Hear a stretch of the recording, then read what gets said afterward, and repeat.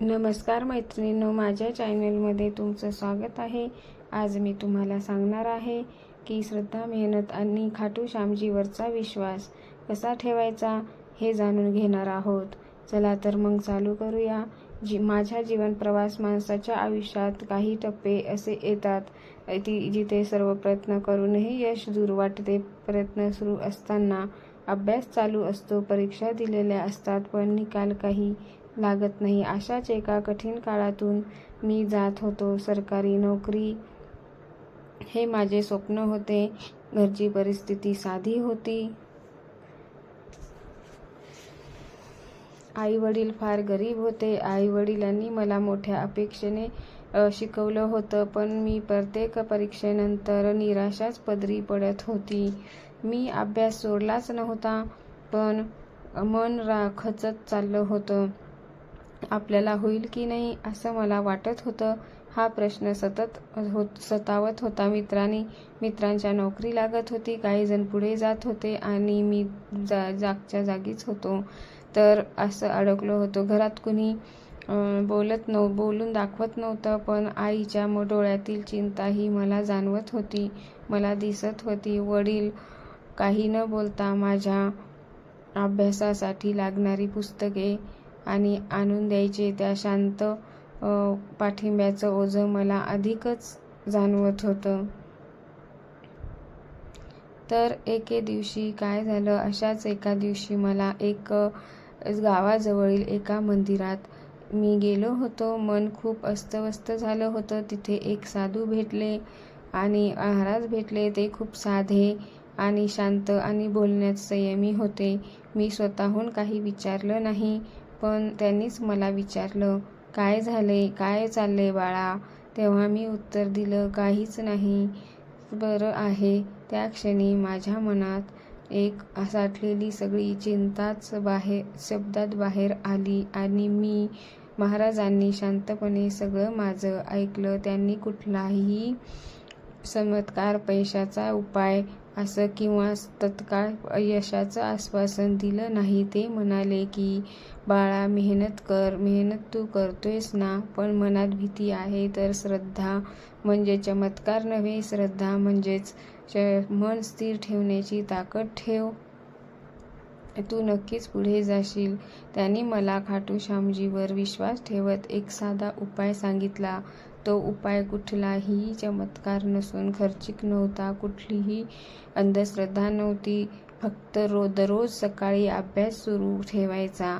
प्रामाणिक करण्याआधी 2 मिनिटे शांत बसून मन एकाग्र करायचं, सकारात्मक विचार करायचे आणि प्रामाणिकपणे आपली जबाबदारी पार पाडायची, असे त्यांनी मला सांगितले. ते मी आठवड्यातून 1 दिवस देवळात जाऊन स्वतःकडे प्रामाणिकपणे पाहायचा आणि मी आज माझं सर्वोत्तम दिलं का, की मी तो उपाय सुरू केला. आणि मग खरं सांगायचं तर सुरुवातीला फार काही बदल जाणवला नाही, पण हळूहळू मन शांत व्हायला लागलं आणि अभ्यास करताना खूप मन लागायला लागलं. लक्ष जास्तच विचलित होत नव्हतं. भीती कमी झाली आणि होईल की नाही या प्रश्नाऐवजी मला आज मी काय करू शकतो हा विचार मनात यायला लागला. त्यामुळे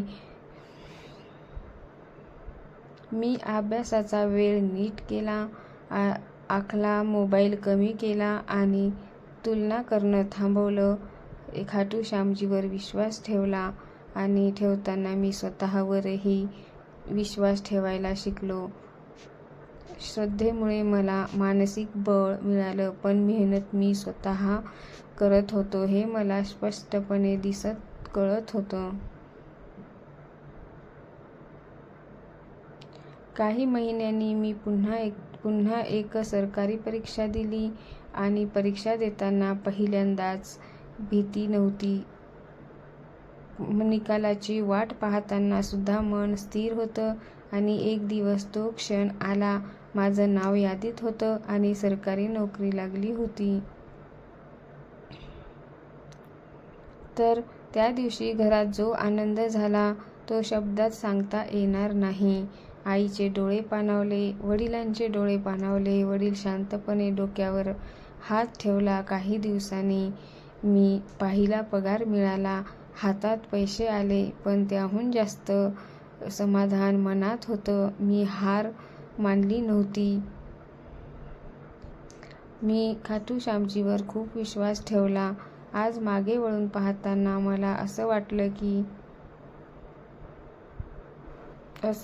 की साधू महाराजांनी दिलेला उपाय हा कुठला जादूचा मंत्र नव्हता. तो मला स्वतःकडे परत आणणारा मार्ग होता. खाटू श्यामजीवरील विश्वासाने मला संयम दिला आणि मेहनतीने मला यश मिळवून दिलं. तर मी हे सगळं लिहितोय कारण कोणाचीही फसवणूक करायची नाही ना खोटे दावे करायचे नाहीत. प्रत्येकाचं आयुष्य वेगळं असतं, पण श्रद्धा जर माणसाला सकारात्मक बनवत असेल आणि मेहनतीची दीक्षा दाखवत असेल तर ती नक्कीच उपयोगी ठरते. आज मी कृतज्ञ आहे आणि माझ्या कुटुंबाचा, माझ्या प्रयत्नाचा आणि त्या विश्वासाचा. त्यामुळे मी आज स्वतःवर विश्वास ठेवायचा शिकलो आहे. त्यामुळे खाटू श्यामजीवर पण विश्वास ठेवा आणि स्वतः पण प्रयत्न करा. नक्कीच यश मिळेल. जर तुम्हाला व्हिडिओ आवडला असेल तर लाईक, शेअर, सबस्क्राईब करा आणि कमेंटमध्ये लिहा जय श्रीश्याम, जय श्रीश्याम आणि कमेंट करायला नक्कीच विसरू नका. असेच नवनवीन व्हिडिओ पाहण्यासाठी बेल आयकॉनला क्लिक करा. धन्यवाद.